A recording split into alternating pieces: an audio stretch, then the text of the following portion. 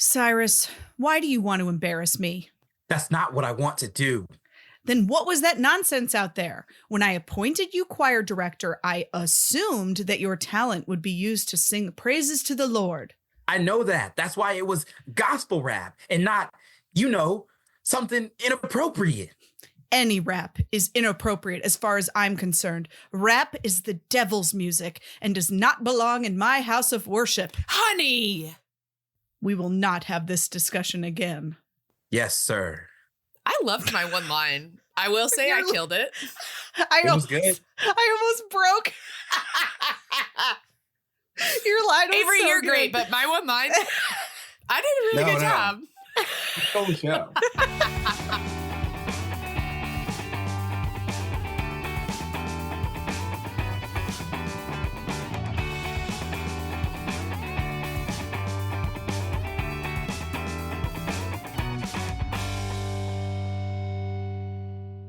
Hey, Val. Hey, Al. Hey, Avery. Hey. Welcome to D-Commentaries. Thank you. Welcome to you. Welcome to our listeners. And welcome to our very special guest, Avery. Yay. Woo! Yay. We love Avery. We love Avery. Hey, I'm Welcome. Avery. I'm so excited to be here. Hey, long-time listener of the pod. Ooh. Yeah, a fan. Long-time listener of the pod and OG cast member of Improv DCOM at IO Theater. That's right. Chicago. And now sometimes director of Improvised DCOM. Yeah, sure. Avery, other than that, what's your sort of your story? Tell us your life story in you? 2.5 minutes or less. Yeah. Okay. Hey, I'm Avery. Originally from Houston, Texas. Actor, writer, comedian, producer. Ooh. Moved to Chicago from Houston, where I grew up. So like down south, Bible Belt. Moved to Chicago, where I started training in improv by mistake. That led me on a crash course to the two fabulous people on this podcast. Oh. And then fell in love with comedy and improv and whatnot, but never lost my love for Disney Channel original movies along the way. Wow.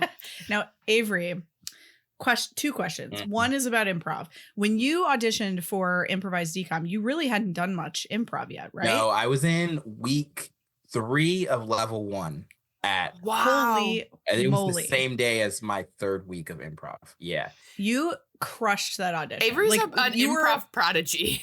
Maybe. Truly. Like we didn't even discuss it. We were like, yep, him. Oh, yeah, that's crazy. Yeah, in the audition, we did a group scene, and I had never done one of those before. Yeah, Well, we would never have known. Never So would have good known. job. This is a good lesson in just do the thing. Yeah. You never know. Mhm. You know what I mean? It Yeah. can lead you to be on bigger stages than you probably ever dreamed you could be on. It's because That's Avery's right. famous and going to be famous. That's right. Well, I hope so. Yeah, and we're just lucky to know him. And Avery, my second question is, you mentioned the Bible Belt. Did you go to a church like this? I sure did. I sure did. Me and my cousins Wow. went to a family church that was so much like, because our grandpa was the pastor of that church. It was so much like the church in this movie. So Wow. Let It Shine was our life. It literally was our life. Wow. Okay. Well, that makes me even more excited to talk about Let It Shine, which Mm-hmm. Avery just told us is what we're talking about today. Very pumped about it. So obviously you can probably deduce that Avery has seen this movie before. We'll talk about that in a little bit. But let's yes, Allie. Avery, I remember when you, also from your audition, we asked everyone like what their favorite DCOM was.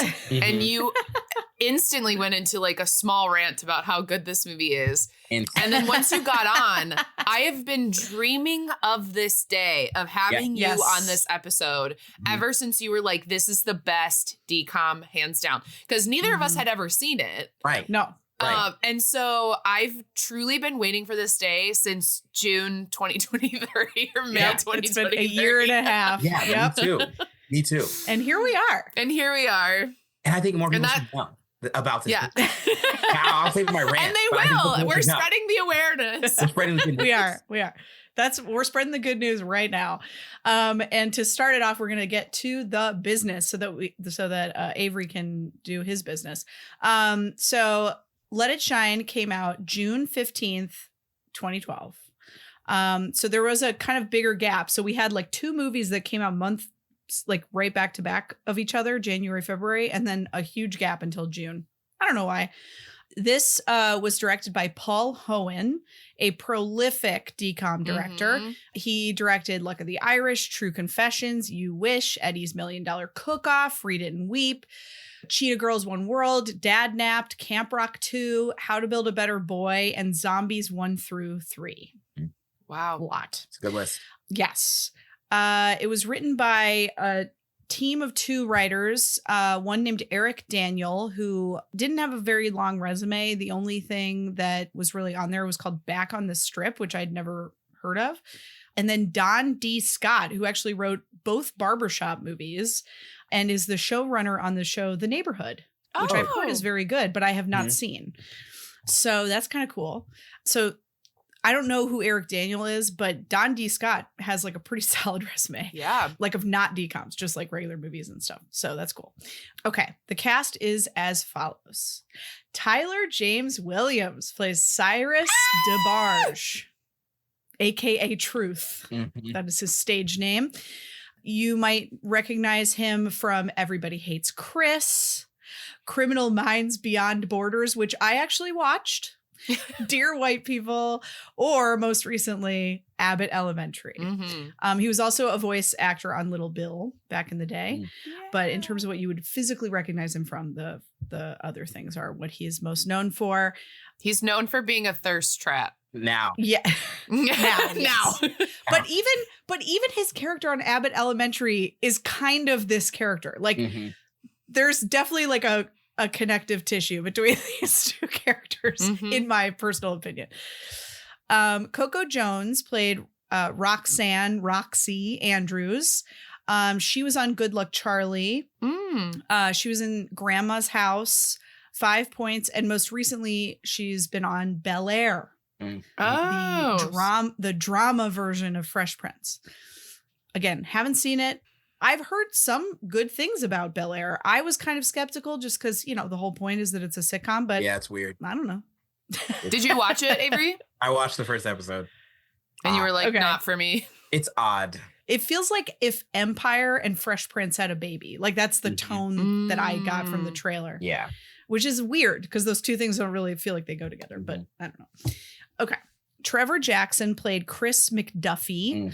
He was on the show Eureka, Grownish, and he is a musician. So he's got quite a few music videos on his resume as well. Yeah, that's the thirst trap in this movie. Yeah, he's the cutie. Although he's so dumb, it's like hard to find him. Yeah, in this movie, his character is like meant to be dumb. Which actually, Val will soon announce the thirst trap in this movie. Continue, Val. Okay. Is it the dad? It's Courtney B. Vance. Sorry to everyone else listening. It's Courtney B. Vance. Hot dad, eventually cool dad. Brandon Michael Smith came in to be his DCOM typecast character of random guy who does performances and is usually also some kind of villain or antagonist. He was in Starstruck, Sunny with a Chance, So Random, You're the Worst, Rise of Teenage Mutant Ninja Turtles. He was on which DCOM was he just in that we just saw? Camp Rock 2. Yeah, he plays like the villain in Camp Rock 2, one of them. Dawn Lewis played Gail DeBarge, Cyrus's mom. She was on A Different World, Hanging with Mr. Cooper. And she is a prolific voice actor. Like her resume for voice is so long. It's wild. Nicole Sullivan played Lila, who was the agent or manager or whatever for Roxy. She is also a pretty big voice actor, but she was on King of Queens for a long time. She's a voice in Kim Possible. She was on Mad TV and like a Buzz Lightyear cartoon, a bunch of other stuff. She's in like all of Mad TV. She's in like 100 something episodes of Mad TV. Yes, She is Mad TV. Yeah, she is Mad literally. TV. Yeah, she's kind of like, you know how we sometimes were like, they're a Second City person and they've like been in all the Second City-esque stuff or like with people from Second City. She's sort of like in the Mad TV universe and kind of a similar thing. And I feel like there's like a Mad TV to like CBS sitcom pipeline because I feel like she's been on like more than one. Like she was a main character in King of Queens, but I think she was on like what's his name? Bill Loves Abishola or whatever. Oh, Bob Hart's Abishola. Yeah, whatever that. You know, she was in like a bunch of like sitcoms, I feel like on CBS.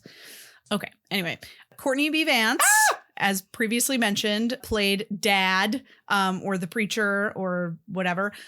He is an actor with a capital A. He was in The Hunt for Red October, Dangerous Minds, The Preacher's Wife, where he played a preacher, so he got practice. Space Cowboys, Law and Order Criminal Intent, which is where I was first introduced to him in The Preacher's Wife. Then I was introduced to him again in Law and Order Criminal Intent. The Photograph, Uncorked, which are two movies that came out like a couple years ago that I both really wanted to see and never did. So I'm going to have to go back and watch them now that I know he's also in them. Lovecraft Country, and most recently something called 61st Street, which I had not heard of, but he was in a few episodes of that. And is the husband of Angela Bassett. I was going to say that is a career achievement in and of itself. Yes.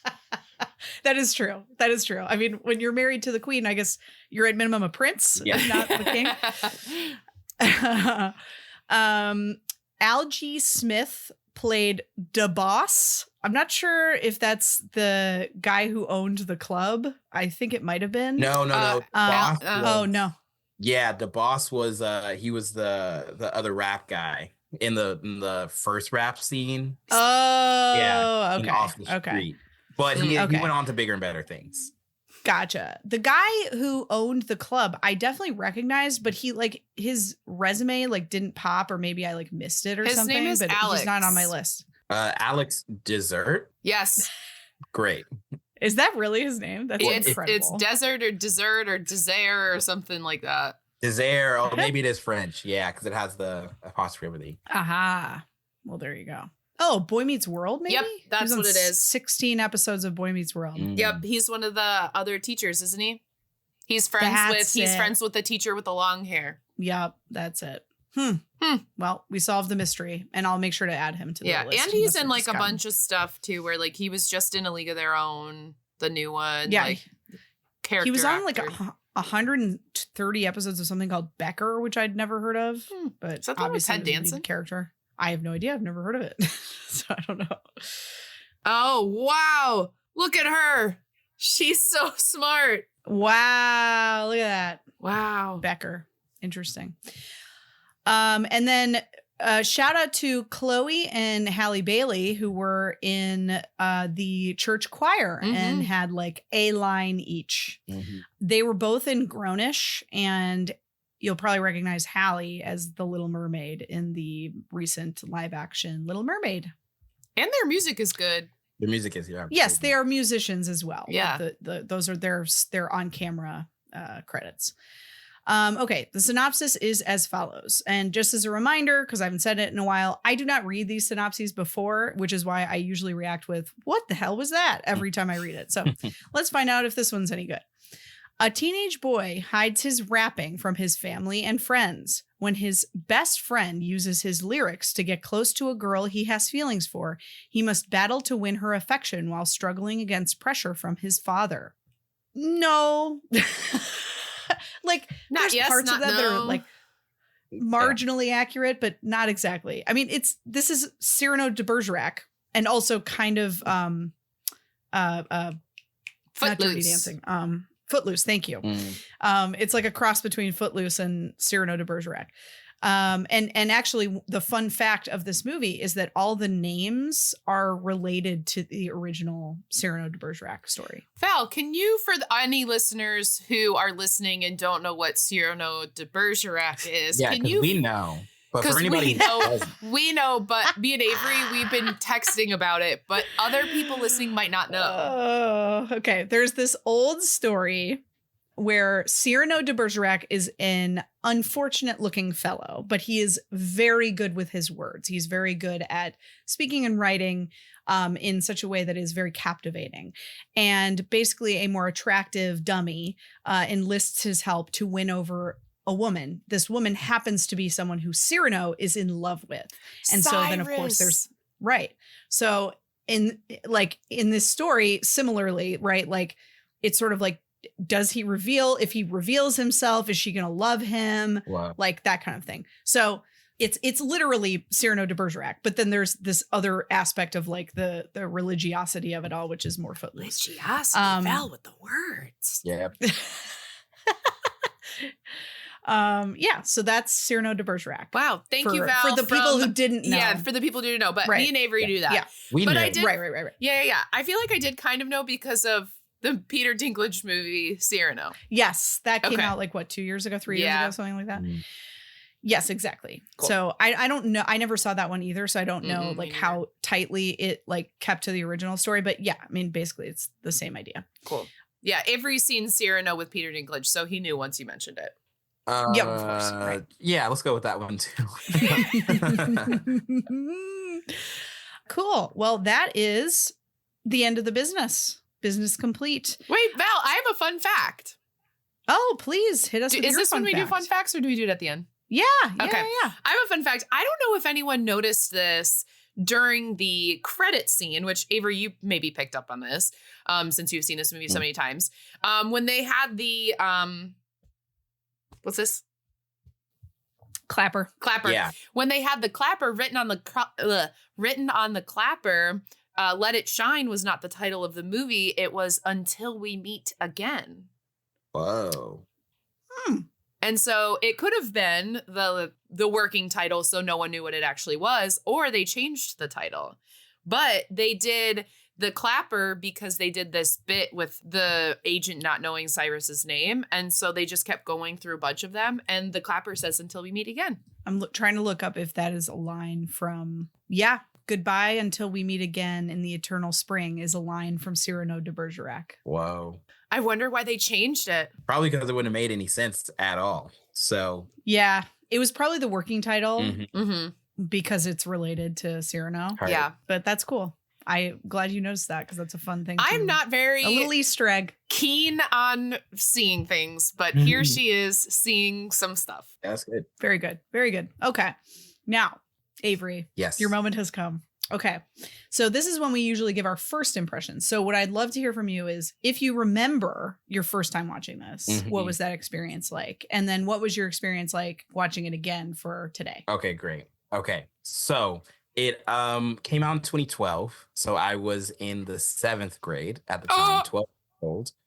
I'm sorry, Avery. Sorry. Don't ever say those words to me ever again. Well, I was born in 2000, you know? So yeah, I was 12. Yeah. And so me and my cousins, we all, when the premiere dropped, we all like watched it. We all went over to my cousin's house and we all watched the premiere and we were like, they stole our life and put it in this movie. Like it was so verbatim what it was like to be a kid, especially like a theater kid whose like parents were like not really down for me doing theater, you know what I mean? And so like church every Sunday in the pulpit, they're saying like I probably shouldn't be doing what I'm doing. You know, it was like verbatim our life. And so we had never seen a DCOM do that before. We were like floored by it. Like we watched it over because this is when you could like record stuff. We watched it like we recorded it and watched it over and over and over again. I love that so much. And then now seeing it again for this, it still holds up. Like I still was like, first off, everyone is too famous to be in this movie. I mean, half of the cast was too famous when the movie came out to be in the movie. And now more so than ever. But like they're too famous, too talented, but it was such a good, like a new age classic of a DCOM is how I felt. That's awesome. Yep. I love that so much. Al, what about you? First impressions? Thanks, Val. I really liked this movie. I had a good fun time. I didn't know what to expect. I had no idea what it was about. I had never seen it because at this point I'm going into my sophomore year of college. So I'm starting to get the Val treatment of DCOMs as we come into our teen years of the 20 teens.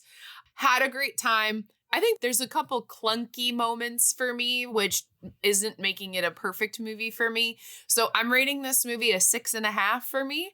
I'd watch it again. I had a good time.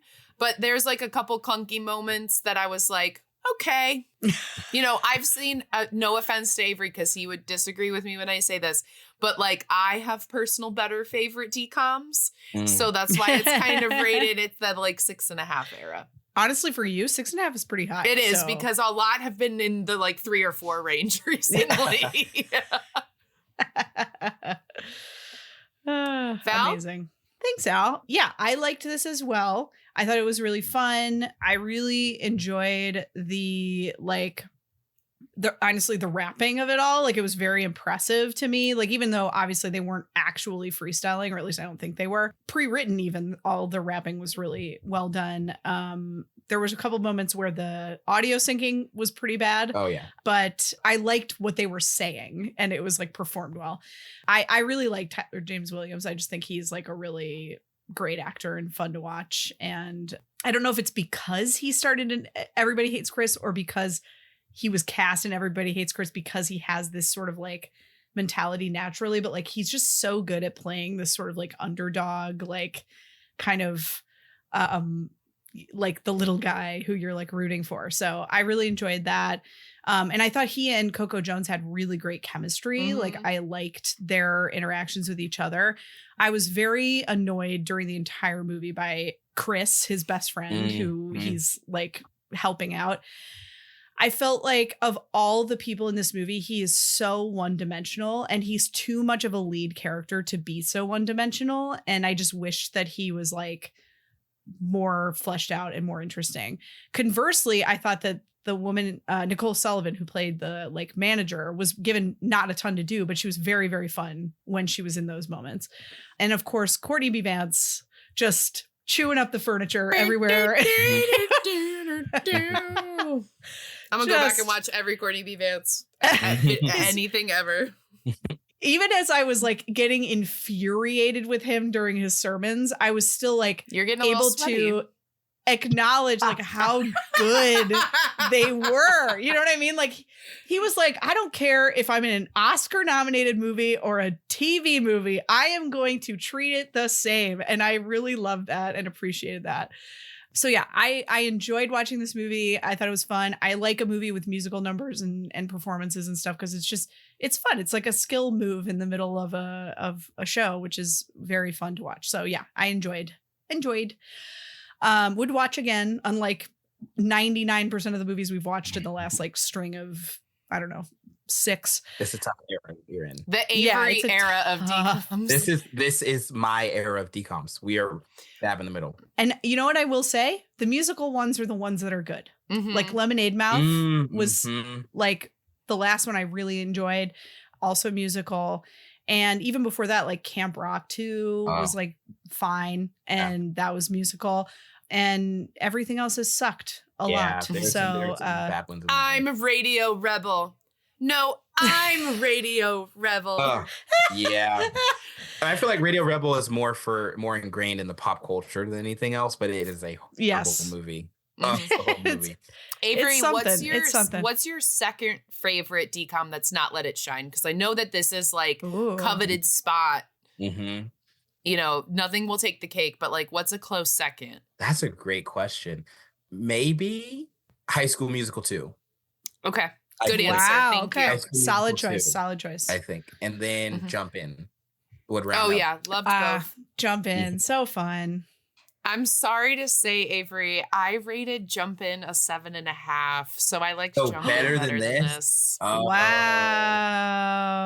Was it Kiki? It was because of Kiki. Kiki did do her thing. But I don't know. So did Angela Bassett's husband. That's true. He did the thing too. Yeah. And I feel like because I recognize a lot more of like stereotypical DCOM plot and jump in, I give this one. This one was much more unique to me. That's true. Yeah, that's true. That's fair. That's fair. And if there were a DCOM that were like literally my life, I'm sure it would be my favorite by a mile. I think mine would be pretty boring, and it would be about divorce. I feel like there is a DCOM about that. There has to be in all of them. At least one. I don't know. I watch them. I forget them. I couldn't tell you if anyone's parents are divorced in these movies. Yeah, but I feel like this one, actually, the lead's parents being in a very healthy, normal relationship. Huge. Like, yeah, great communication between them. Yeah. The dad realized he comes to Jesus, and the mom like pushing him towards it. Yeah, I think they fared very well as a parent. Yeah. Yes. Oh, I totally agree. I always appreciate when A, there is a mom, B, when she talks, and 3, when she has any agency whatsoever. And she had all 3 of those in this movie. Great relation. Okay. Let's do it. Relation. I just couldn't finish it. Avery. Yes. Did you have any favorite quotes or moments from this flick? When the mom was like, lead me, that one. When she was like leading the choir director. She was leading the choir in rehearsal. That was great. Yeah. Oh, that's good. Anything else? Yeah, okay. All right. You're the horse without the saddle. You're the ranch without the saddle. You're the duck without the waddle. You're the day without the chattel. Son, I think you should skedaddle. Can't travel. Come on. Oh, come on. Okay. Come on. Half of my quotes are just bars from the raps throughout out the whole piece. That's such a funny diss. Oh, there are think pieces out about the final rap battle, because there's a subset of the internet that thinks that Bling actually won the last battle. But like if you go like bar for bar and look at the quotes, but I think Bling just made the fatal rap battle mistake where you give someone a prop that they can use against you. Yep. Like I saw you last week driving a taxi cab. Come on. You can't come back. You can't come back from it. Well, and that's the thing. Like he knew, right? So don't push him to the point where he's going to reveal your secret. Right. And that's exactly what he did. Right. Can't wait for y'all to hear my thoughts during the synopsis. Oh boy. All right. Well, Al or Avery, do you have any more that do you want to drop any more bars while we're talking about favorite quotes? Val, I beg you never to say drop any more bars ever again. But I said it in the whitest way possible. Hey, so Avery, would you like to please drop some bars for us, will you? Drop a bar if you would. Yeah, no, I think that's it. And then as the synopsis is happening, maybe I'll drop some bars in as thanks, Avery. Thank you so much. Oh, that'd be so kind. Appreciate it. That'd be so kind for us. That would be just so great. Just your 2 old aunts over here in our podcast here in Minnesota. Oh my goodness. Okay. Well, Al, do you have any favorite quotes or moments? Oh yeah. Okay, so I have 2 favorite rap lines. One is they should call you a ghost the way you get booed. Wow. And then the second one is, oh wait, actually it might not be in a rap. Nope, it's not in a rap. It's you couldn't wrap a present if I spotted you a bow and some scotch tape. And that's me if I tried to rap. I wrote that as well. Favorite other quotes were I love the idea of her trying to make Chris Justin Timberlake meets Usher with just a dash of will.i.am. Just 3 wild choices. But like we're starting with Justin Timberlake. Okay. Then when Courtney B. Vance says, please don't use dope and the Old Testament in the same sentence. And then I love when they introduced, I believe his name was Revelation, and they introduced him as being from Baton Rouge, where cornbread and biscuits grow on trees. Oh, yeah. Oh, when I was choice. we watched this back for this, and everyone in the room, we were like, what? We were like, wait, what? What? Baton Rouge is catching strays. Yes. My favorite song is Good to Be Home. I really liked the song that Roxy sang when she came home. LOL, that's why it's called Good to Be Home. And then my least favorite part of the movie is when Cyrus has his shoes on his bed. He is wearing his shoes and his feet are crossed on top of his bed. And I said, I hate when people have their shoes on their bed. This is a sign. This is just a reminder. Everyone, take your shoes off. Shoes are gross. Shoes are gross. You don't know where they've been. They touch inside bathrooms. Okay, now what are your favorite quotes and moments? Chris, you know I'm coming through with the hot beats. Said the nerdiest person ever. A little respect would be nice. Oh, do not use the R word with me. That is for indie artists playing the underground circuit who have a message and no per diem. I'm like wallpaper in a hoodie. And then I wrote you couldn't wrap a present if I spotted you a bow and some scotch tape, because I like that line too. I also forgot to mention that there was one point where Tyler James Williams is like listening and they got him just doing some video, or like they videoed him listening to the rap, and it's clear they were playing no music in that room when they were filming it, and he was like clapping like a doll, or kind of like Nicole Kidman where like her fingers don't touch, and he was like I'm like, we're not doing that if we're at a rap battle, my guy. Oh boy, why are we reacting like that? Very silly. Yes. And my favorite moment, honestly, was probably like the opening and the closing numbers, because they were giving Sister Act for me, or Sister Act 2, I should say. Especially the opening number. I was like, oh, this is fun. So yeah, those are probably my two favorite moments, other than the hot bar that was dropped earlier today. Oh, I forgot a line. Pavarotti, he's the bomb. Which is perhaps the only line in any DCOM that my dad would agree with. Yes, those are my favorites. All right. Well, does anyone else have anything that they would like to say before we enter into Spoiler City and can be more candid about the entire flick? I think we're good. Ready? Great. Cool. All right, let's rock on. All right. Well, typically our guest does our synopsis, but I'm 0 for 2 on the back half of 2024 on having our guest do the synopsis, but I've become stronger for it.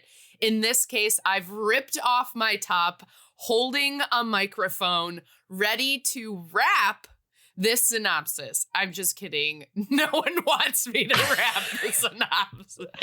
Wait, are you wearing just a tie and a jacket? Because there were so many times where they were wearing like loose ties, and I was like, is this a thing? Was this a thing in 2012? I'm wearing a loose tie and a fedora to go to a rap battle. No top. I'm wearing 2 ties covering certain spots. Everyone else is fully clothed. Wait, Allie, can I also point out just real quick that our 2 guests that have both said no thank you to doing the synopsis are the only Gen Z guests that we've ever had. Wow. There is a pattern emerging. Wow. Yeah. Avery didn't even want to use ChatGPT for his homework. He just said, I'll just use Chat Allie and she'll do it. But, and it's worked out. But I will say that you will know this movie so much more than I could ever synopsize it justice. So if I say something wrong, it's on you. Or miss something. Something, although give me grace, because I might have missed it on purpose, because there's a lot in these movies, and sometimes I don't mention it because it doesn't matter. Avery, are you ready? Oh boy, am I ready. Make a noise, make a vision if you want to rap for us, so I'll stop talking. Okay, you want to insert the songs.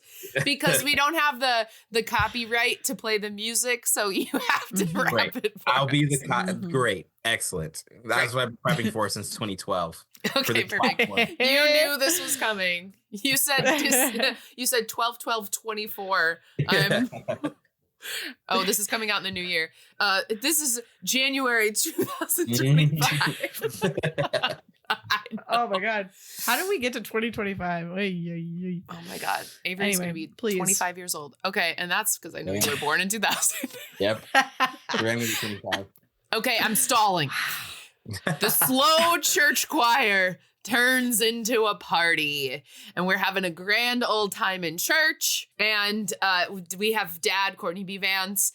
He gets mad during his sermon, and he said rap is the devil's music. And so this is our first hearing of our footloose esqueness of this movie. Cyrus is the choir director. He plays the piano at church. Mom goes to church. The community is there because their family is big at church. But then we cut to nighttime at home, and he sneaks out on a Vespa. Vroom, vroom. Does everyone remember in 2020 when I almost bought a Vespa? Horrifying. And he's on his Vespa, and he's on his way to go work at a club. And it's this special, like, rap battle club. And also a teen club, and also right? teen. Yeah. Yeah. I should also say we're in Atlanta. So they keep saying they're going to Midtown. But this was filmed in Marietta, I did see. So shout out to all of our Atlanta friends. This was filmed by you. I wrote at a rap battle club, and Val, I wrote in parentheses, of age club. Because all these 13 to 18-year-olds are of age. Also, I lived in Atlanta for one summer, and in my experience, Midtown is just like a shopping mall. Yeah. Like there's not like a place, there's not like a community in Midtown Atlanta. Like there are other neighborhoods that are more like neighborhood or like would have stuff going on. But it's just where I went to go to the movies. Yeah, well, I watched this shopping mall with someone who's from Atlanta, and every time they would say like "Midtown, stand up," that was a laugh line for them. Like they would like laugh. They were like "Midtown, stand up." No one lives there. Yeah, it's insane. It'd be like the Woodfield the Mall, loop, stand the loop. up. Yeah. Like, oh, okay. No one lives at these places. Okay. So we're at the club, and Cyrus, who is Tyler James Williams, he spills water on the winner of the rap battle, who is quote Lord of the Bling. We have our villain of it's Brandon Michael. You were right, Brandon Michael Smith. Okay, sometimes I remember things, and that was one of them. So now, Lord of the Bling, who I will call Bling, and Cyrus have like beef against one another. But then he keeps calling him a nerd. He called him Urkel, and so then everyone's calling him Urkel in this club. And so then he leaves. He's sad. He's all sad. He's sad. But then his friend Chris comes over, who's his best friend, and they watch Roxy, their friend from school, on television. And she is this performer now. She's on basically like the TRL of the time. And she's announcing this contest, this rap battle contest. So you record your rap, you send it in, and they're going to pick a person to win. And so Chris and Cyrus both decide to submit for this contest.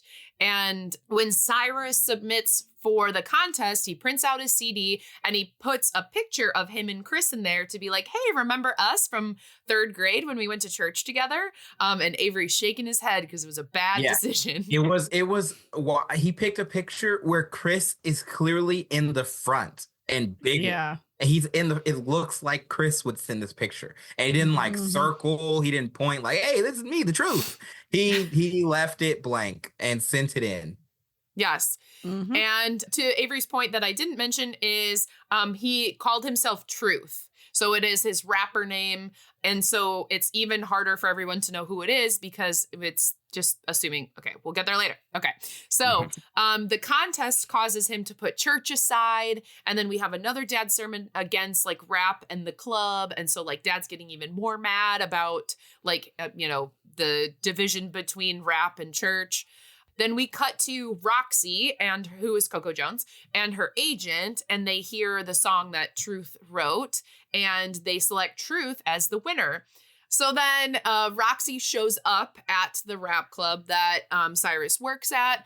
And so Roxy performs, everyone loves it, and then they announce that the winner of the contest is Truth. And everyone's like, who? And they're like, you. And they point at like Chris, and he's like, huh? And so they like know that they think that it's Chris, but it's actually Cyrus who, is Truth. And then the winner from the beginning, Bling, he's mean rapping Oh yeah, diss rapping. Mm-hmm. So Cyrus and Chris are like about to tell Roxy. Like Cyrus is like right about to tell Roxy, and then doesn't happen. And Chris is like taking advantage of this situation that he's like, oh yeah, no, like I'm the winner. Wait, no, yeah, I'm Truth. And Cyrus is like, dude, what the heck? And he's like, no, it's fine. This will be great. So basically he's going to like ghost write for Chris because Chris has the looks and Cyrus has the rights. The rights. The rights. Yeah. Oh, I'm fine. Okay. So then Roxy, unknowingly thinking Chris is Truth this whole time, was like, hey, Chris, can you freestyle? And he does awful. So then Cyrus starts feeding him lines through headphones because they're in the studio at this point that I didn't mention, but they're in the studio. And so Cyrus is like hiding in the dark. And she's like, okay, go in the booth. And they like switch. They pretend to be like Chris. Okay, Chris, go in the booth. And they like one pops up in the other. She's like, you look different and sound different. And he's like, no, that's just me being Truth. Mm-hmm. And this whole time it's actually but Cyrus. he's like helping his best friend fall in love with the girl he loves. You know, Right. He's like feeding him smart lines. Like, yeah. Throughout this whole time, I was like yelling at the TV, like, Cyrus, stand up. To get off the floor. Just stand up. Stand up for yourself. Stand up off the ground. Stand up. But he's on the floor. Above the crowd, even if I gotta shout out loud. Yes, Val. It's like that YouTube series where it's like how Let It Shine should have ended. And it's like, it starts the movie and then it's just like, oh, we pick you. And it's like, no, it's me. And then it's like credits. Yeah. Where it's like Moana, where it's like, oh, we need to find the heart of Tafiti. And it just spits it right out at her. And they're like, yay. It's like, that's such a good series. But literally, if he just stood up or just said something like, but he's a coward, and he Yeah. eventually gets told he's a coward, Mhm. and everybody He needs to hates hear it. Cyrus. Okay. Okay, so then we're back in the studio and Cyrus is writing this duet for Roxy and Chris, but he's the one singing it as like, you know, he's like trying to write it. And Roxy's, we find out, going to be the headliner of the final rap battle of the season in Midtown, which okay, I'm spoiling it, but like it's the like competition to solve Central Problem, but it's the like the big game, you know? Like it's the big regionals. Yeah. We've got rap regionals coming up. So then I didn't remember Cyrus's name, so I wrote Chevy. Chevy. Oh. Really? No. I'm sorry, you guys know I'm bad at names. Chevy? That's Of all why I the always things you called it. I knew it was something not traditional. I don't know anyone named Cyrus besides Miley. Mm-hmm. I'm sorry to disappoint everyone, but here we go. So Chevy goes to the club to work.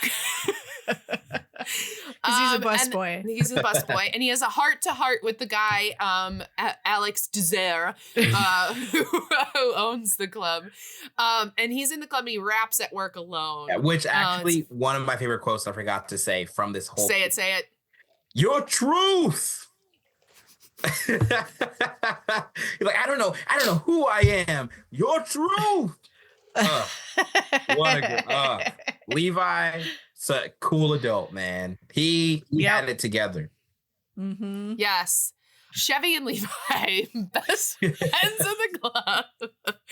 Okay, so then he's rapping at work alone, and Roxy walks in, and she's like, and to Avery's point, it's like, stand up, just say something. And guess what he doesn't do? Stand up. He doesn't say anything. He doesn't stand up. And said he was lip syncing. And I literally wrote, come on, man. Come on, man.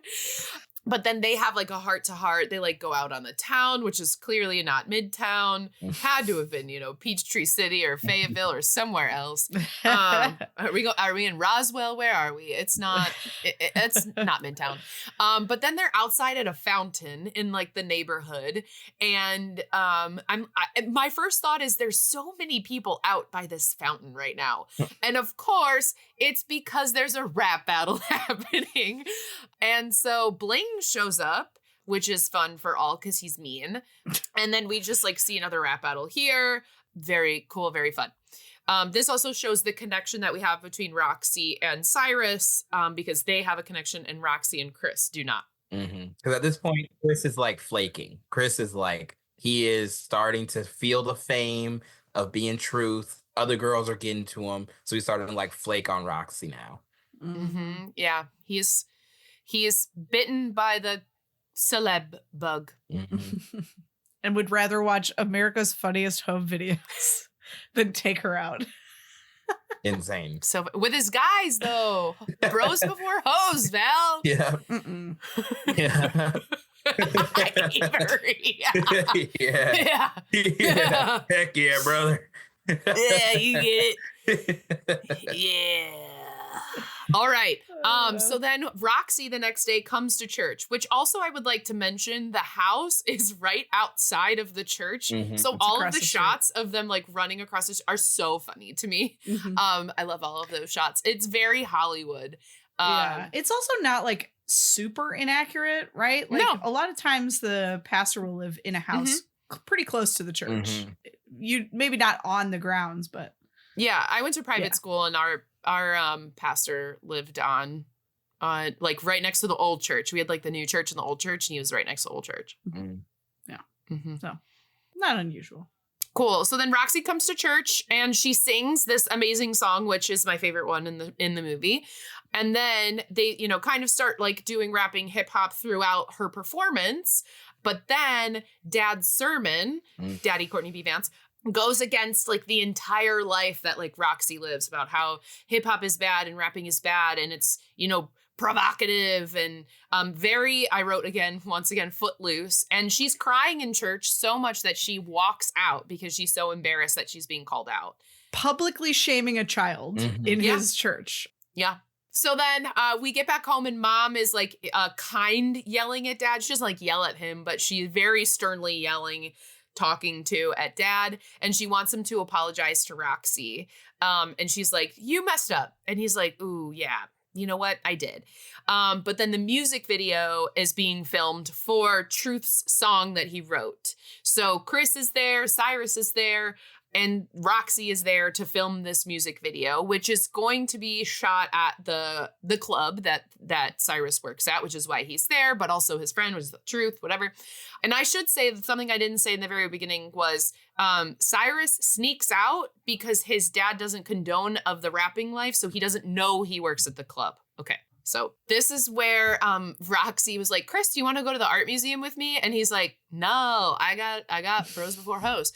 And then the music video happens and Roxy thinks that she's not good enough for Chris, which is blowing Cyrus's mind. Cyrus is like, you don't like Chris because you don't think you're good enough for him? He's like, what? And then guess who shows up? Courtney B. Vance. And then Alex Desire comes over, which if that's not how you say his last name, it is now. Comes over and is like, "Hey, Cyrus, get to work." And he goes, "Work?" And he found out that Cyrus works at the rapping bar. And we find out that Mom already knew that Cyrus worked at the rapping bar. And it's kind of like Mom and Cyrus against Dad, because Mom is so cool and so pretty and Dad is so hot but so lost.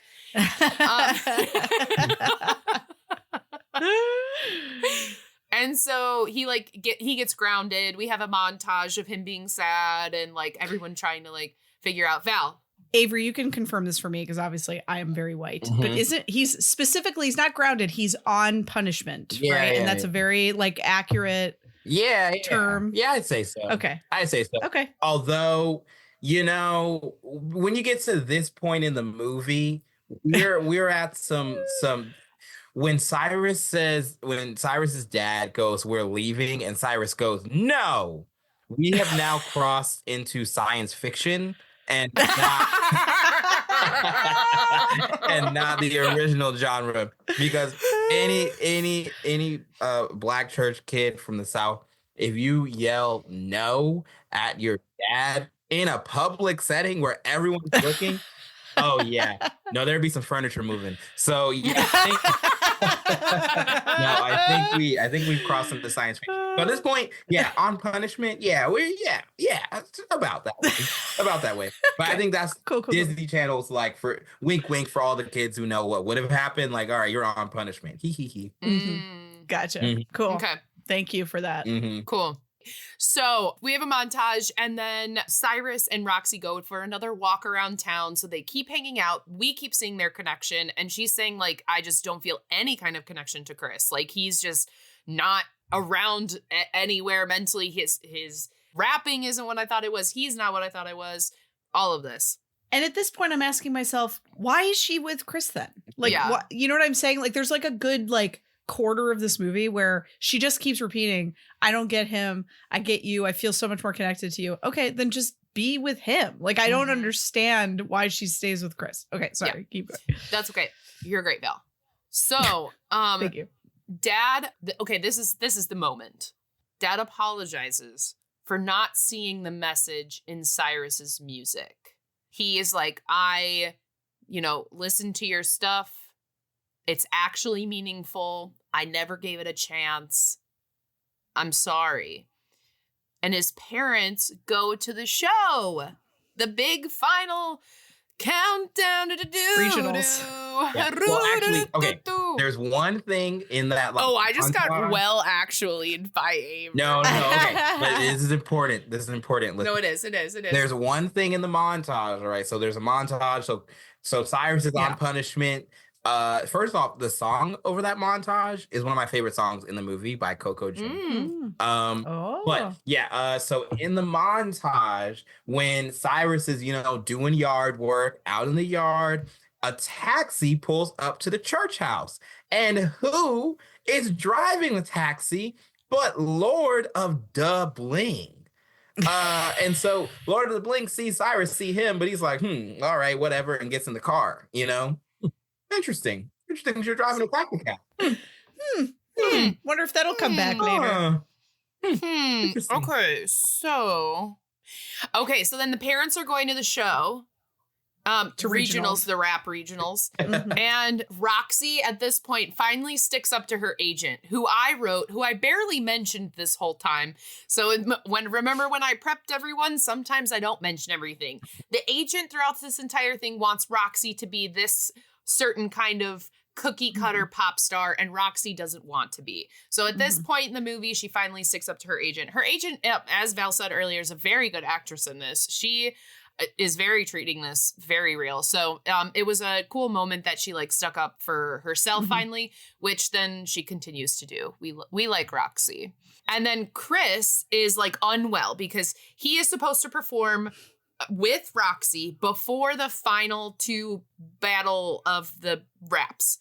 And he can't lip sync. He's not No, he's bad at it. He's good dancing. No. And he literally has been lip syncing this entire time, but he has to sing live in this performance. And they're like, how are you going to do that? Yeah. So he's like, he's up chucking. And so then he's like, oh my God, Cyrus, I'm so glad you showed up, because I also did mention they got in a fight. I think I wrote it and I just missed it. So they like fight. They fight. And that's what he called Cyrus a coward and stuff like that. You're the best rapper I've ever seen in my life, Si. In my life. Yeah, there's some great acting. And then Levi comes in and he's like, hey, there ain't no fighting here. No actual battle, just rap battle. Also, I love that every time you do an impression of Levi, he sounds like he's 75 years old, but he's actually like probably younger than me. I feel like okay, deep cut. Do you remember in Jump In that like really old guy that showed up for like one scene? Yes. Like, oh, you sometimes you fight with you win. You know that guy. I feel like that guy should have been cast as Levi. I feel like he would have been a great like. Hey, you're the truth. Like, you know, like, I think he would have been great as that Levi. Your truth.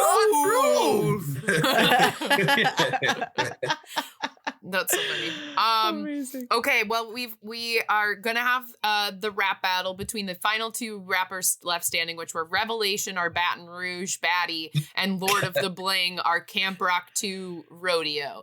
And so then Roxy and Truth perform first. But then instead of Chris coming out, the moment happens and Cyrus comes out on stage and they're like freestyle with the song. He's like fight, talk, rapping, singing through this moment. So they're kind of like freestyling like, you're not who I thought you were, and you betrayed me. And he's like, no, but it's been me the whole time, baby. I love you. And she's like, no, but like what? And he's like, no, but it's cool, right? Because I can actually do this. And so it's very interesting. They do their duet. It's great. But it also reminded me of like musical improv, like where people aren't actually like singing a song, where they're just sort of like telling something, like singing a line to each other. It was, I was like, oh, that's interesting. I like that they were able to somehow write that. You know what I mean? Like they wrote something that felt like improv. Anyway, sorry, keep going. So then they go off stage. You're never going to guess what she does unless you've seen this movie. She slaps him. So hard. So hard. I gasped. Yeah. I audibly gasped. And Cyrus gets slapped, but Chris doesn't. I'm like, come on. They're in cahoots. You gotta smack them both at that point. Thank you. So then the guy who's backstage is like, oh, Truth, you're the one who has to bring out the trophy to the winning rapper. So he hands it to Cyrus and he's like, okay, I guess I have to do this. And you know, Roxy's crying.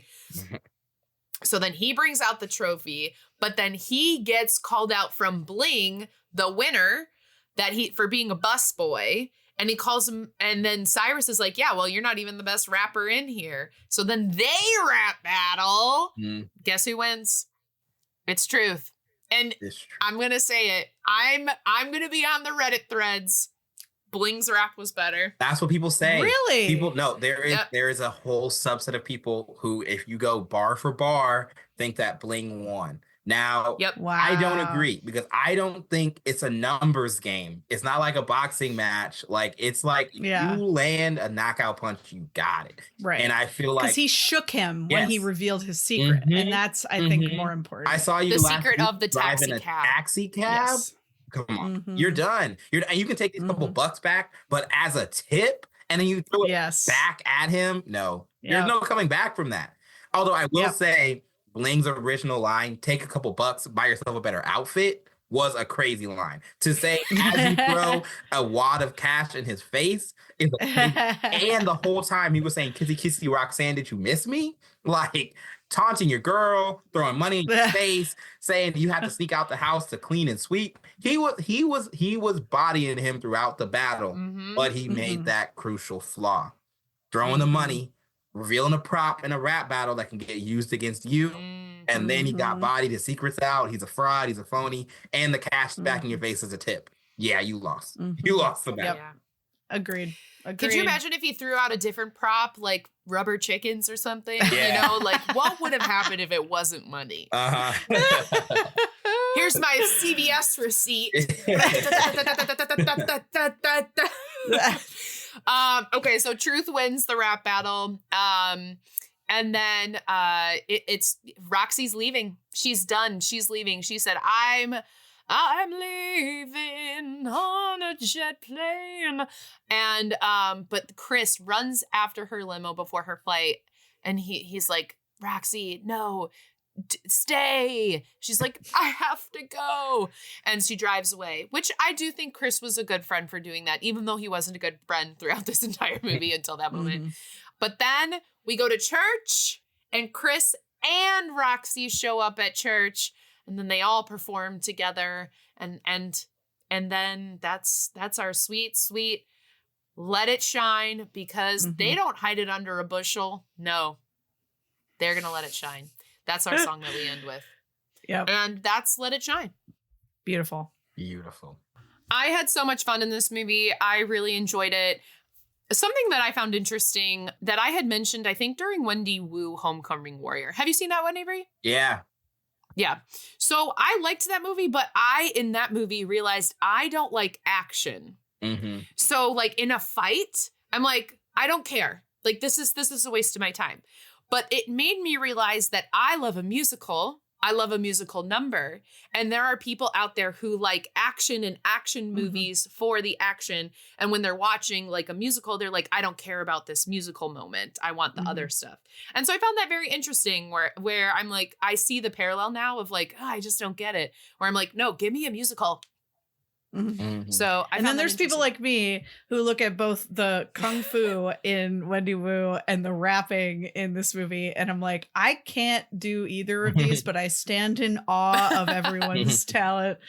Yeah, I just find it fascinating in both instances, right? Because like these are both things that I absolutely could never, ever, ever in a million years do, and I think it's really cool that they did it. And I really do think like in the same way, actually, it's funny that you brought up Wendy Wu because I kind of see a connection because like in Wendy Wu, it's an homage to Kung Fu. And they actually, I think, did a really, really good job like making it look good and respecting that. And I think in the same way in this movie, like they could have kind of phoned in the rap. Like they didn't necessarily like need to make it good.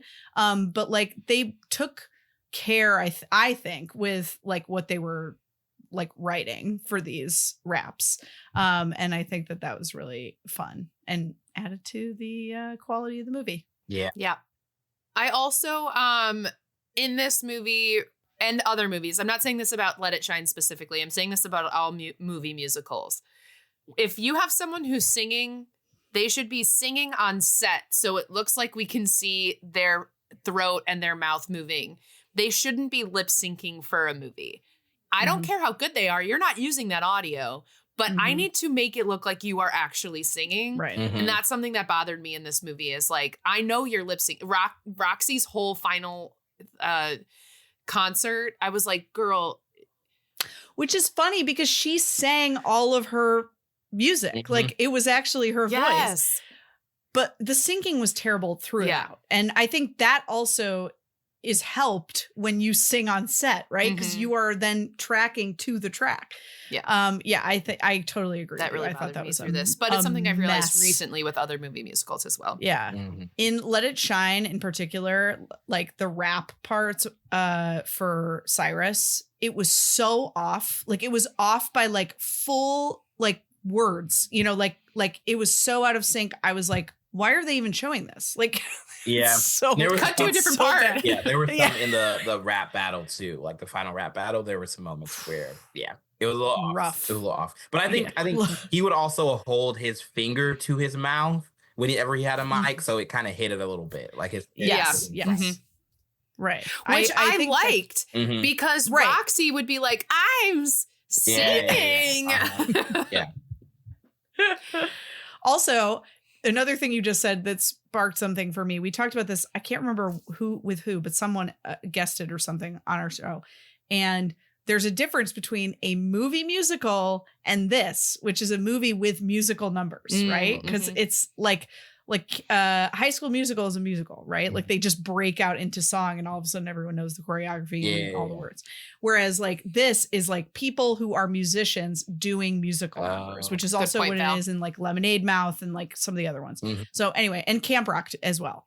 Camp Rock 1 and then Camp Rock 2 is a musical. Whoa. Yeah. How does that hit your ears, Avery? That it hits hard. Knew it. But you were like looking into the light, like realizing something. Yeah, no, it was, 2024, Avery's realizing things this year. Yeah, that it was not. 2025, Avery's realizing things this is wow. Thank you for holding space for me to learn. Okay, great. In this new year. Because that's starting true. off the year right. That's true. Yes. That they are all musicians doing songs. No one in the crowd is like also like, don't run away. Like, no. It's just them. Exactly. Yes. You get it. Okay. I believe that was actually our guest, Zach Roberts. So thank you, Zach Roberts, for that. Thank you, Zach Roberts. Wow, fine Val's observation. memory. I've never met Zach Roberts.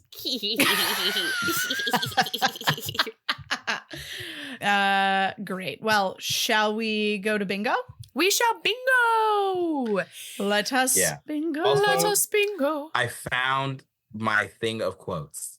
Did you lose it before? Yeah. Would you like to bring some up? Please tell us your quotes now. Please. Yes. Okay. All right. I'll say my quotes now. Okay. They were watching Roxy on the show in the beginning when they were like, they saw her for the first time. And they were like, oh, she was missing her front 2 teeth. And they're like, she's not missing nothing now. I was like, oh, that was really weird. Really weird to say. When he was late to church and the door creaked and he was like, this door needs some oil.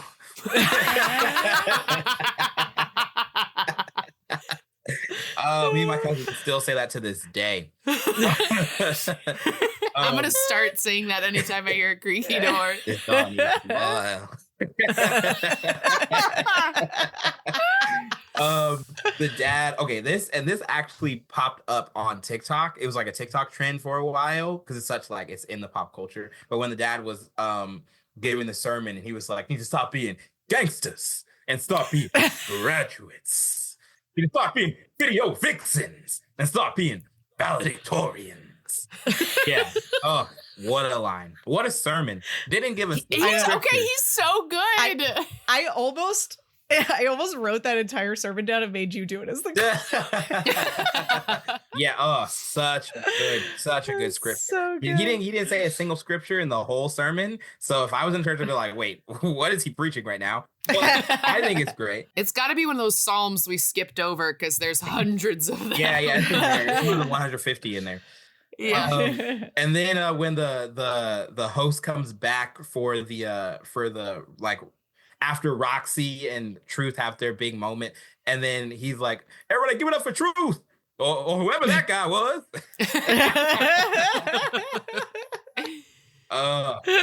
Yeah. And then of course, the duck without the waddle, the horse without the saddle, the day without the shadow, son of team should skedaddle, kick gravel, sayonara, puck, arrivederci. Oh, these guys are crazy.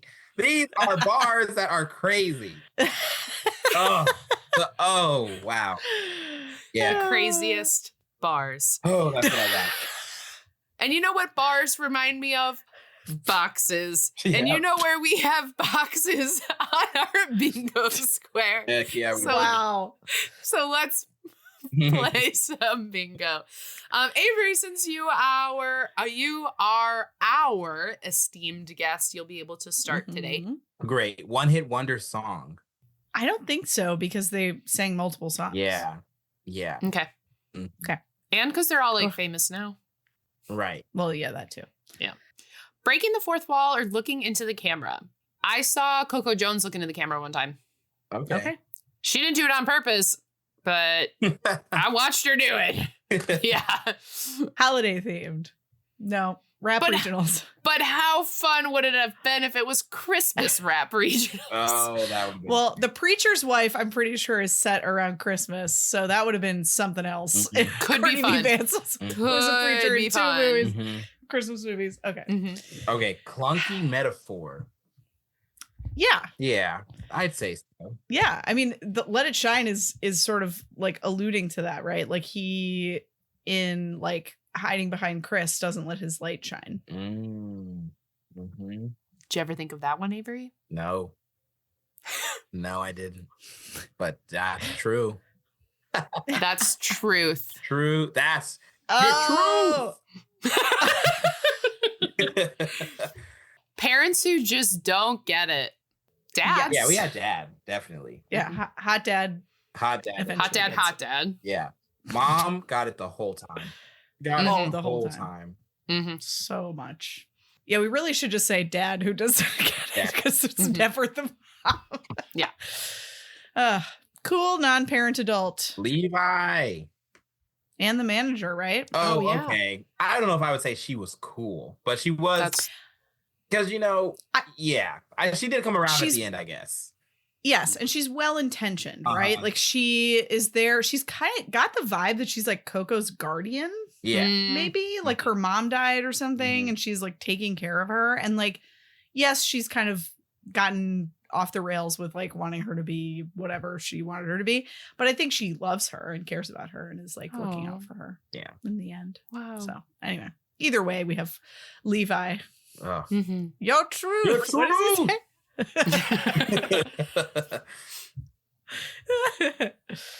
Okay. Someone too famous for a TV movie. Multiple. Half the cast. Multiple people. Yes. Way too famous. Especially Courtney B. Vance. Yes. Yeah. Yeah. And I mean, this was after Everybody Hates Chris. So That's true. Yeah, he definitely has some status at this point. That's true. Yeah. Yeah. But it's interesting, I think, with like that, because a lot of times they would have like famous young people in these movies, right? Because they're trying to like generate audience. So that kind of makes sense. Courtney B. Vance doing this movie is fascinating to me. Like the fact that he said yes. And I feel like there's a few movies like this where it's like this person just wanted to have fun. I feel like that is the exclusive reason for doing this movie. Maybe, I don't know. Do they have kids? Were they like an age that would have appreciated this at the time? Like maybe that's why I think he did it. Yeah, I think they have some kids. But yeah, I feel like it's the thing where it's like you get so successful, it's like you can just go on side quest. I think this was that. Courtney B. Vance. Like he was just like, yeah, sure, I'll do Let It Shine. Yeah. Yeah. It's like Debbie Reynolds in Halloween Town. It's just like what? Whatever. I'm just gonna act the shit out of this movie. Or like Michael Caine doing a Muppet Christmas Carol. Yeah. Yeah. And treating it like an Oscar movie. They've been married since 1997 and they have 2 children.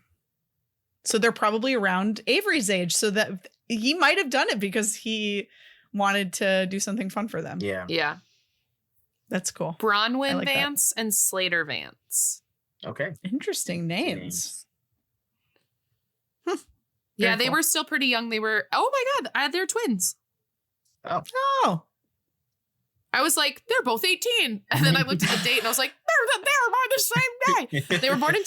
They were born in 2006, so they were a little bit younger. So but it could have been like, they were young where it's like, we want to like go to set. And he's like, okay, I'll do this, Disney Channel movie so that you can like come see and, be with me. You know? Oh, that's fun. I like that. Cool. Also, Angela Bassett's 5'4". Okay. Whoa. She feels like she's 6'3". Truly. Okay, but speaking of heights, Tyler James Williams is 5'9", which means I'm taller than him, but he looks so tall in Abbott Elementary because Quinta Brunson is so tall. She's like 4'10". Yes. She's so tiny. Well, that's like all the Wicked stuff right now. Like every time Idina Menzel is in a picture with all these other people, she looks so tall. She's literally 5'4". She's 5'4". Because Kristen and Ariana are 5 foot. Yeah, and Ariana Grande. Cynthia Erivo. Kristen is 4'10". Ooh. Kristen Chenoweth is 4'10". Yeah. Also, I just found out today she's adopted. Wow. Didn't know that. Wow. Interesting fact. This someone too famous for a TV movie box is killing it for right now. We are. The information's flowing. So many tangents. Okay. Sorry. Okay. Competition to resolve central problem. Oh, yeah. Rap regionals. A montage sequence, like 75 of them. I stopped keeping track after a while. Cliche villains. Lord of the Bling. Well, I was going to say Lord of the Bling is definitely the cliche villain. And then also like dad being dad at the beginning is also kind of cliche. Yeah. Yeah. Clothes or items you owned. I didn't. Couple loose ties. Avery, please. Sorry. They weren't loose at the time. Okay, just kidding. No, there was a girl who was running after Chris who was wearing like if a cardigan only went to the middle, like a cropped cardigan that had no buttons and was short sleeve. Yeah. Yep. Like I don't know. Yep. I don't know how to describe. They were called like they're called something. It's like a cami shawl or something. Yeah, I forget what they're called. But I had like that exact one in like white. That's so funny. I would wear them for band concerts. Yeah. Oh, that's good. That's So good. I had that. Great. Avery, did you have anything? I feel like I could have put together Cyrus's outfit for the final rap regionals, but I think maybe that's because the costumer just gave up at the end of the movie and was like, yeah, sure, for the big culmination of the movie, yeah, have blue sweatpants, a t-shirt, and a baggy hoodie. Have at it. Yeah. So I think I could have put that outfit together in my closet. Nice. And also, it is your life. So It that's is my also life. They came to my something closet. you owned. Close. Yeah. Amazing. Rotten Tomatoes between 40 and 60. Okay. All right. So, Did you look it Avery. up, Avery? I did not. Okay, No, don't. don't. You and I are gonna guess because we don't know. Okay, great. Allie knows.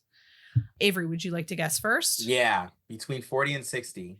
I think. Well, Or you can guess any number. Okay. So you can guess any number. Great. If it's between 40 and 60, you we check get the box. I think. And it if is- you're close, you just get pride. Okay, great. Sorry, go I ahead. think it's above 60, which is an accomplishment for DCOM. But I think it's gonna be like 73. Wow. Okay. I also think it's above 60. I'm gonna say 64. 84. Oh. Is that the highest we've ever I think seen? so. I don't think we've ever had one in the 80s No. before. I'm not mad at that. Dude, it's a No, I good mean- movie. Yeah. It would be 100 if so Avery funny. was rating it. Yeah, seriously. Yeah, it would be. It's just Avery and his entire family have just Yeah, we rigged the vote. That's so funny. Crazy. So we don't get the box, but it's high up there. It's a great storyline and some great performers put in great performances, you know? That's true. That's Mhm. true. I didn't account for the fact that like probably more people saw this movie because of how many like famous people were Mhm. in it. Mhm. My mistake.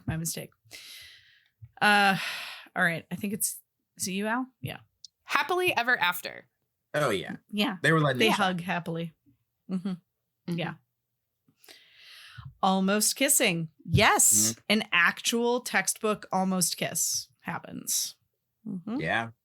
Love when that happens.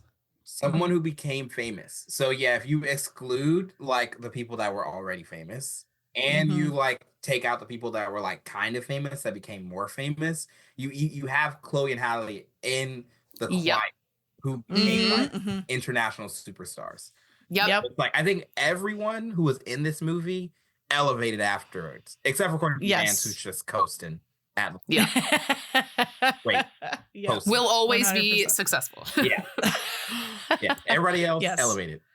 Mhm. Totally. It's like when Kristen Stewart was at the water fountain of 13th Yeah. year. Mhm. right. It's like literally a background actor. Betraying of one's real friends or values. Yeah. Yeah. I would say so. betrays. Yeah. By lying to Coco, he's both betraying her and his values. Yeah. I think. And with like, I mean, he even kind of like lying to his dad about his job. Yeah. So we are going to revert back to our original version of this bingo square for this episode because Which right now Avery, is narrator. Mhm. right, which currently is narrator, but we're going back to your childhood crush Yeah. because Avery was an appropriate age to have a totally normal crush on someone in this movie. So Mhm. Avery, please. I sure did have a crush, and it was on Coco Jones. Ooh. Oh. What a lady. Wow, she was so great. And I still have a crush on Coco Jones because I think Yeah. Coco Jones are like the same age. Like I think we're like Yeah. right up with each other. So Give me 2 seconds. I'm gonna let you know. yeah, but she, oh yeah, me and all of my family loved Coco Jones. It was love at first sight, and it has never gone away. Wow. She's a beautiful girl. She is 2 years older than you, Avery. So 26. she's 26. She's a cougar if you get her. Yeah, I'm working on it. That's so funny. Obviously, bad special effects - stunts.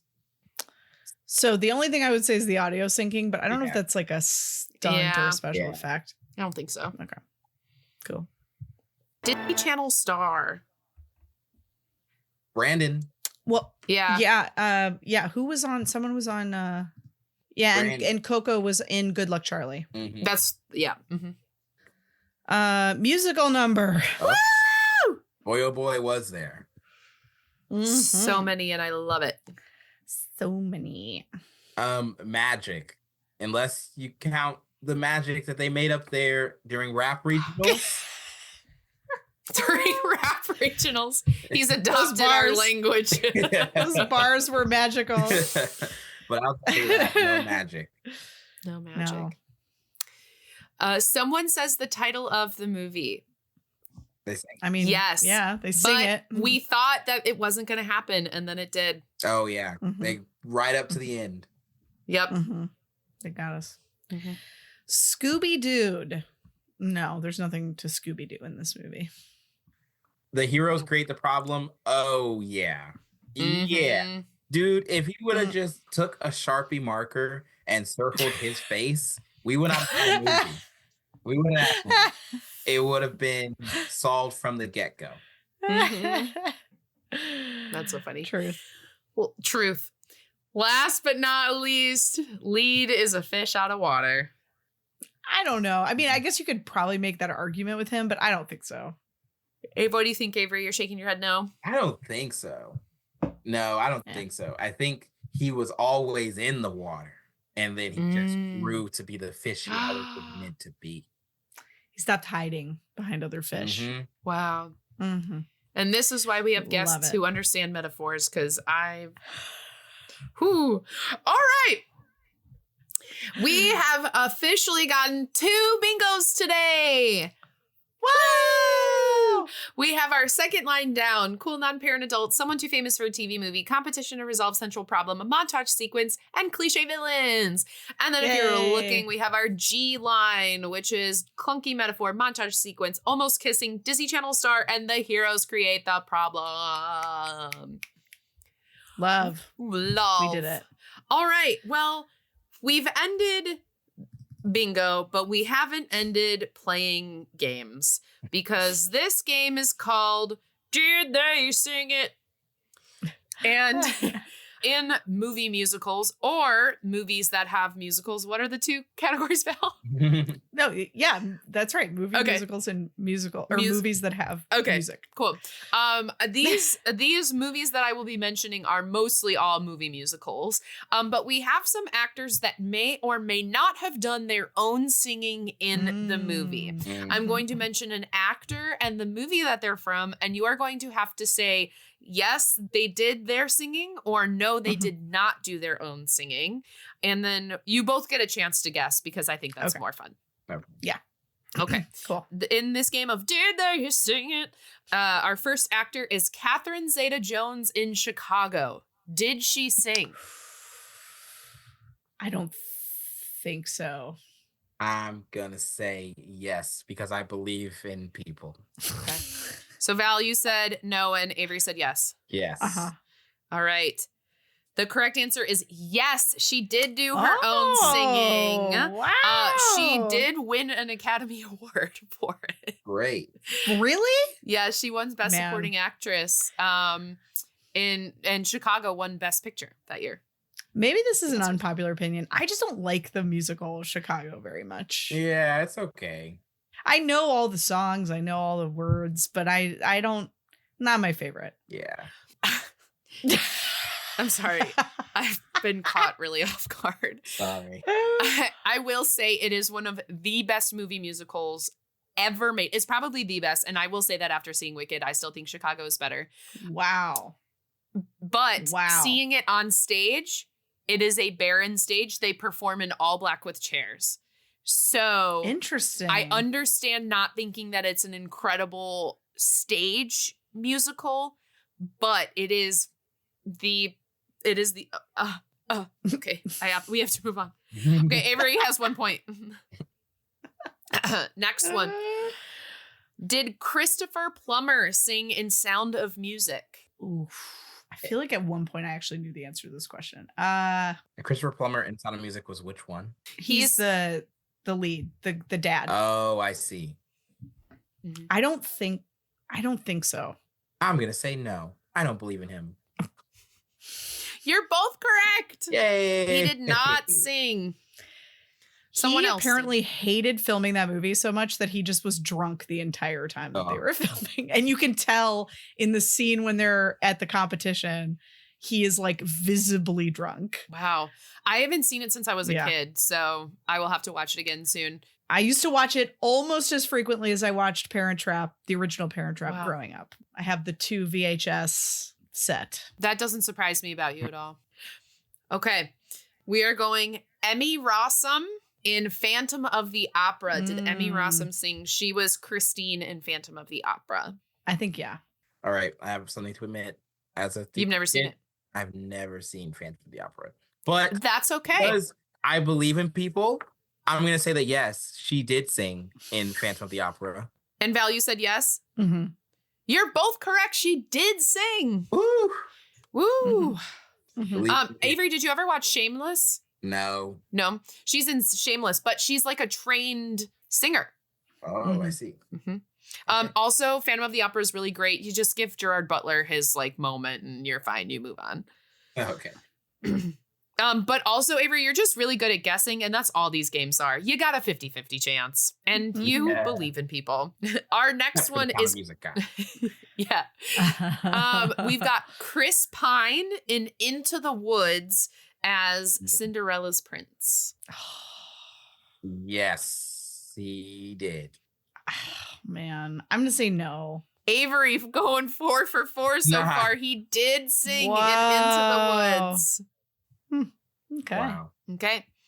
Next, did Jennifer Lopez sing in the Selena movie as Selena? Yeah, she did. Pretty sure, yeah. Incorrect. You are both wrong. They used Selena's voice and she lip synced throughout that movie. Wow. And I read that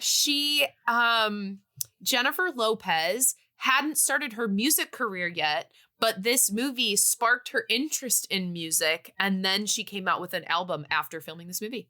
Wow. Crazy. Wow. Mm-hmm. That's really interesting. Yeah. Second to last, we have, did Audrey Hepburn sing in My Fair Lady? No, she didn't. You are both correct. She did not sing in My Fair Lady. Because she's not a singer. Correct. And wasn't Julie Andrews in the stage production? I don't know off the top of my head. I just saw it for the first time this year. Absolutely loved it. I'd never seen it before. I knew nothing about it. Absolutely loved the stage musical. I actually saw My Fair Lady. They did a production at the Opera House here.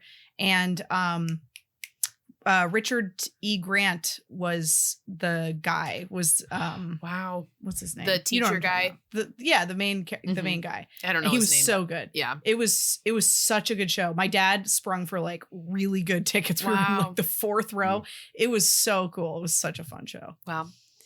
All right, our last question: did Jamie Foxx sing in the movie Ray? He sure did. Yes. That is incorrect. What? No. They used all of the original Ray no singing. way. Yep. I thought for sure he did. Because didn't he like perform as him at the Oscars? Maybe, but that's what the internet said. So I'm going with it. Interesting. Okay, Avery, you win with 1, 2, 3, 4, 5 points to Val's 3 points. Wow. Congratulations, Avery. Thank you. Avery, do you have a favorite musical? Even you said you're a theater kid, but do you have a favorite musical? Shrek the Musical. Wow. Or I'm not even mad at that. Musical or Color Purple. Wow. Oh, did you see Color Purple with Cynthia in it? No. Oh, I didn't. So Michael and I saw it kind of not knowing what we were getting into. And on Broadway? Yes. Wow. And like I'm not even exaggerating. Within the first like 30 seconds of her singing, Michael was sobbing. Yeah. Like just absolutely sobbing. I bet. I've never seen anything like that before in my life. Wow. And I probably never will again. Like it was bonkers. Yeah. It was so good. Wow. Whew. Yeah. Yeah. Didn't see it. 2 good choices. I like the different ends of the like, you've got your more like traditional musical and then you got your little wonky musical. Yeah. Allie, what's your favorite? Oh, I have so many, Val. Cabaret, Book of Mormon, Hades Town, Come From Away, Chicago, Wicked. I don't know. Wicked's not in the top 5. I don't know. I love musicals so much. Yeah. We were supposed to see Come From Away the week after lockdown. Oh no, it's coming back in January. Yeah, I know. We'll try and see it because then, of course, I got pregnant and we couldn't see it. You got pregnant? It was here like another time. You have a baby? I do. Wow. I have a baby that's almost 1 years old. I know. Anyway, Val, do you have a favorite musical? Great. Sorry, I asked it. We asked everyone else. Oh no, it's fine.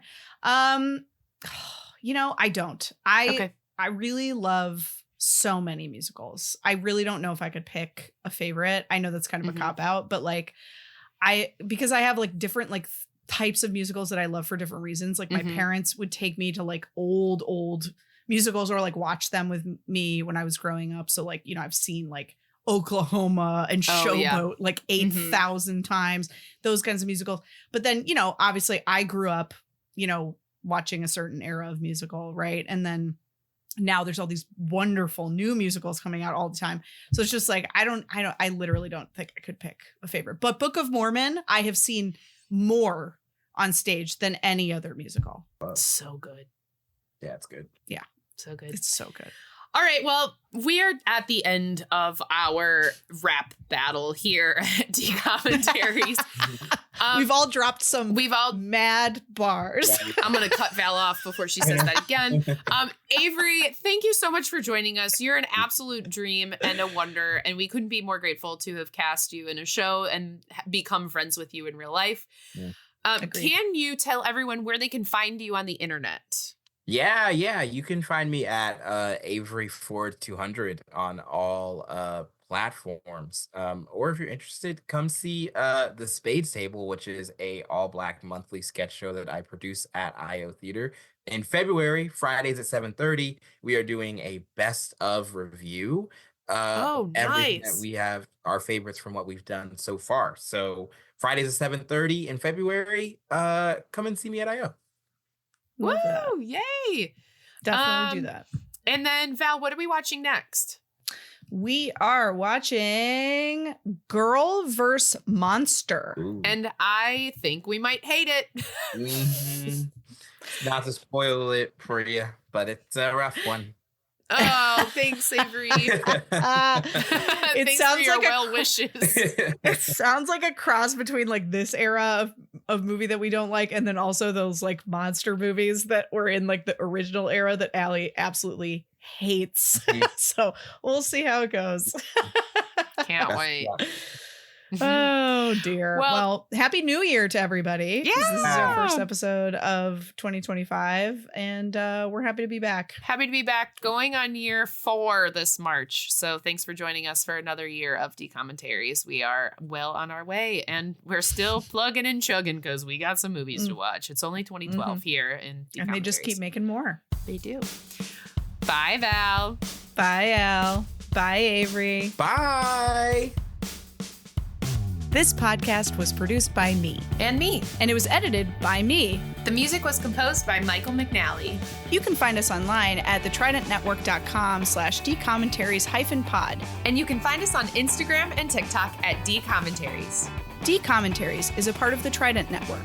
To learn more about our videos, live shows, and other podcasts, please visit thetridentnetwork.com. Disney Channel original movies. Damn it, Allie.